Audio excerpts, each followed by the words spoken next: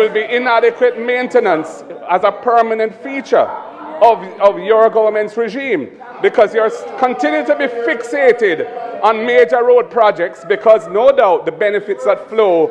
You said something about when you start to shout, the stone lick. Well, apparently it does lick. That's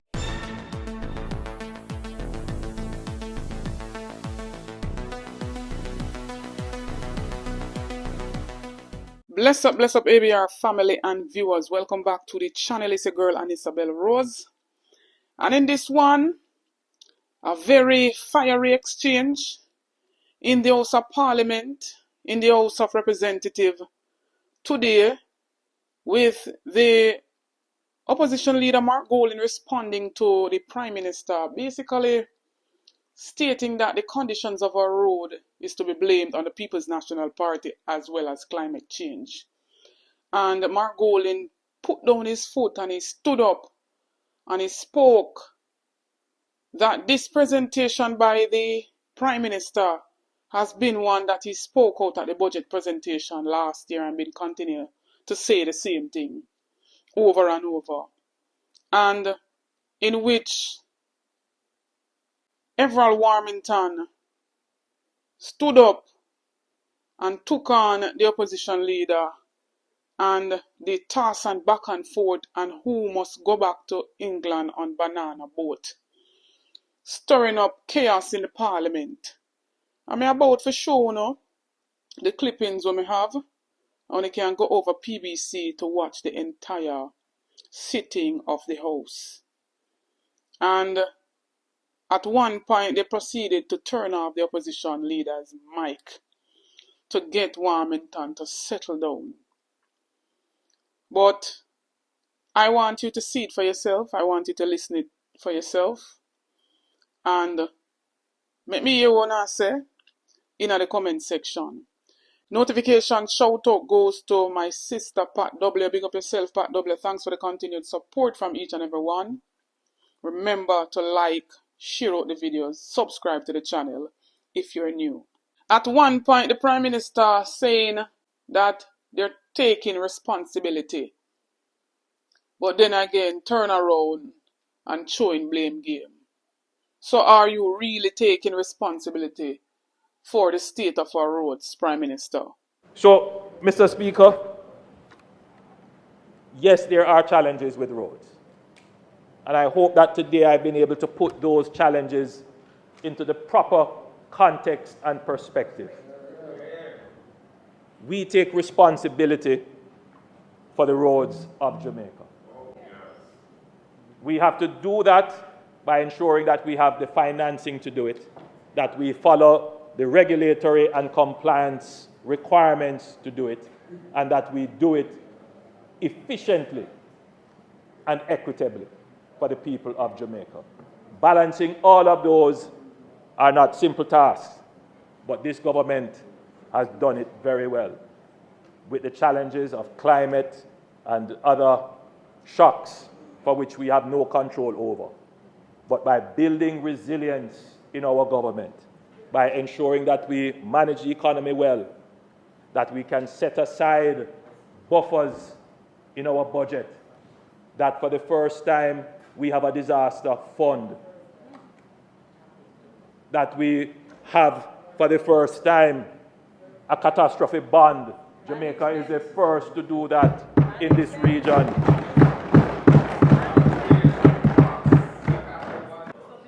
To manage the capital budget in such a way, Mr. Speaker, that we convert the capital budget into real infrastructure.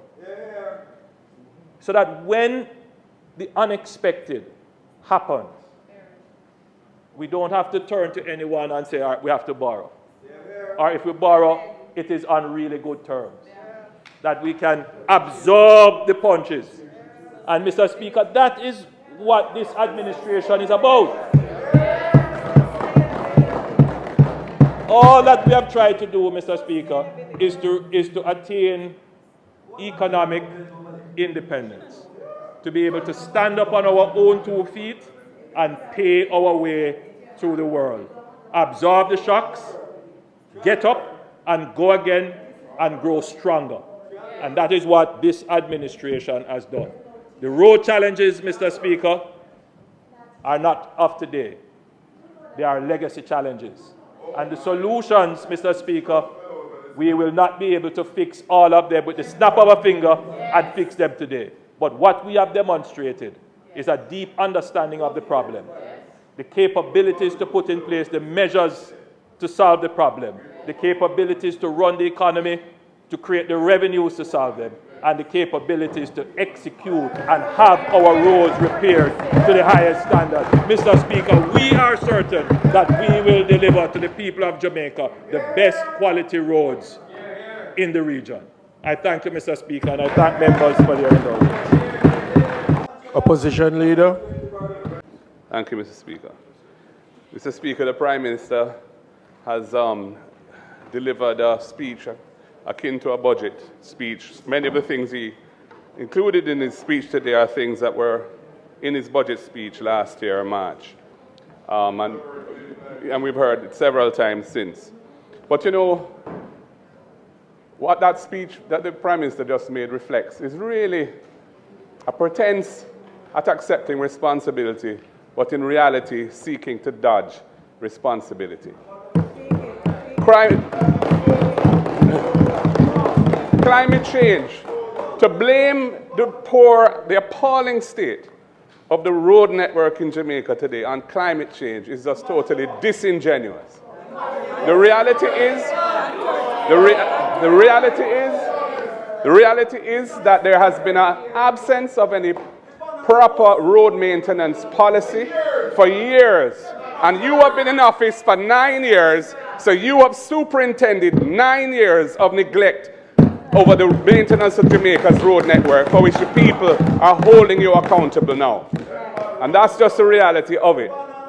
There used to be a road maintenance fund, which was established and funded to support road maintenance programs. That was put to an end under the JLP government to help to finance some of the loans that were taken from China, as it was in that case, to finance some of the major road projects. Jamaica's had decades of major road projects, but very little road maintenance.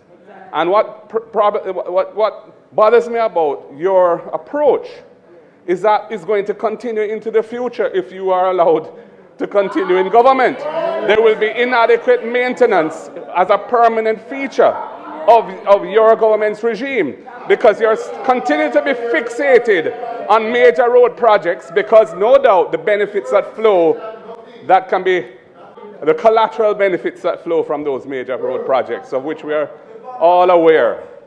But the road maintenance, which is what the people want to see, the interior roads, the community roads, even the scheme roads, which you said the government is not responsible for. The government fixes the entire parameters of how roads are addressed in the country.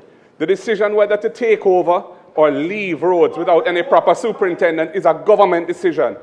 You can't shirk responsibility for scheme roads because you say developers developed it and it was never handed over. These are schemes which have been in this situation for year after year after year with no proper arrangement for dealing with the fixing of the roads in those schemes. So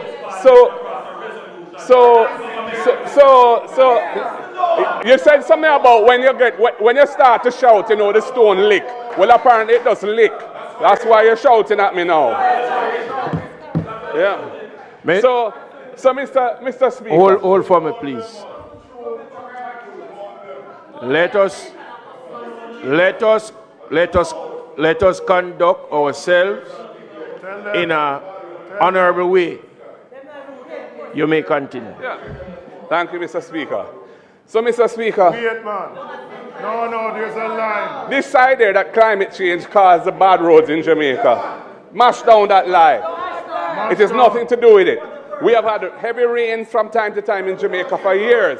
Climate change is a reality and it's coming at us. But to blame the poor state of the road network of the country on climate change is a farce. And the people of Jamaica don't believe it. Leader. They're holding you accountable Opposition for it. Leader. And for you to try and pretend that it's a PNP responsible for it. And you've been in government Leader. for 9 years. It just does not wash. Member, you rise on a point of order or? What's the point? What's the point? What are you rising on? What's the point of order? What is the point of There's no order? such thing as a point of clarification. Mr. Speaker, It's a What point is of the point order. of the order? member What's the is point of misleading the order? House as it relates to housing scheme. And he knows that. What's the I point brought of a order? resolution here. What's the point No, of order? is that I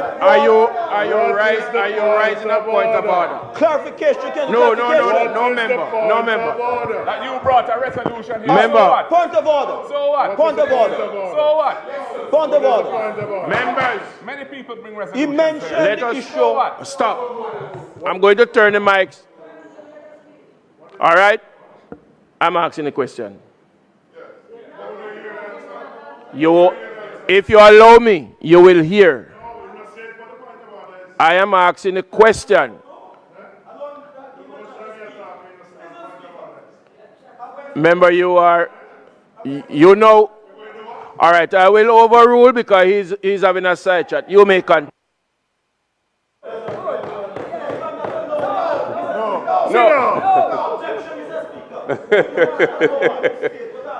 He said you abandoned it. He said- Finish the speech, man. yeah.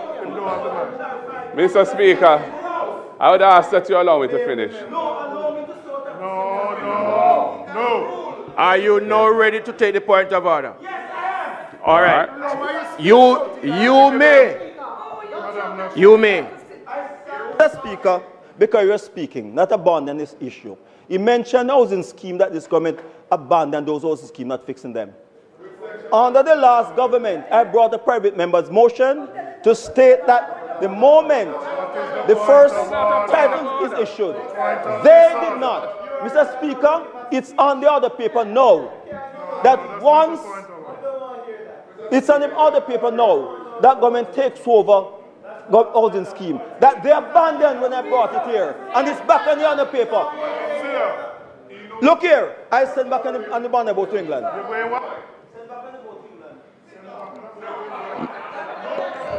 You may continue your presentation. Talk about the people them over there. If you want to start the argument. Talk about the people them over there. Who have dual citizenship. Mr. Speaker, You want to talk I about don't. that? Including you. Discussions about resolutions brought here are neither here nor there. The reality is that Jamaica has a proliferation of schemes that were developed by private developers where the roads are in limbo.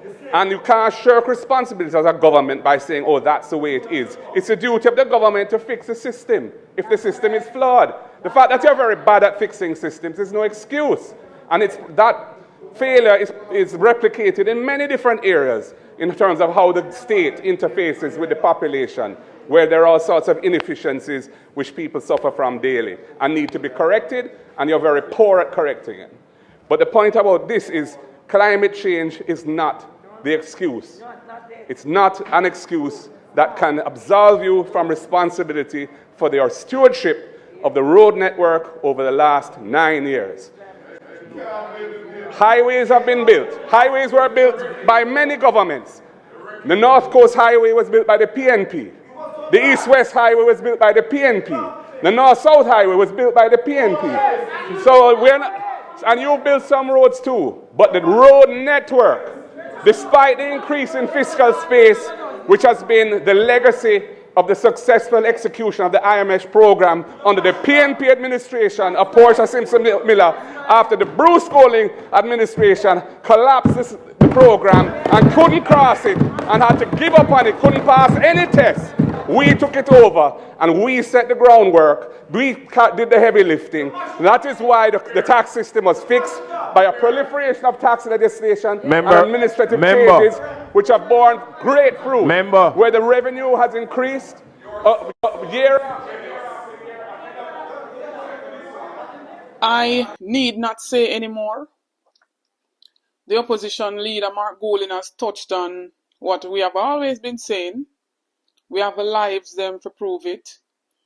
We have videos to prove it, where we have been saying the same thing. This government is the one who repeal the Road Maintenance Act set up by the People's National Party to take a portion of all that they're collecting from the motorists to fix the roads every single year.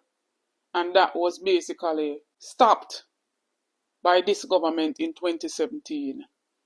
And so the conditions of the roads, as the Prime Minister deemed it, is a state of emergency.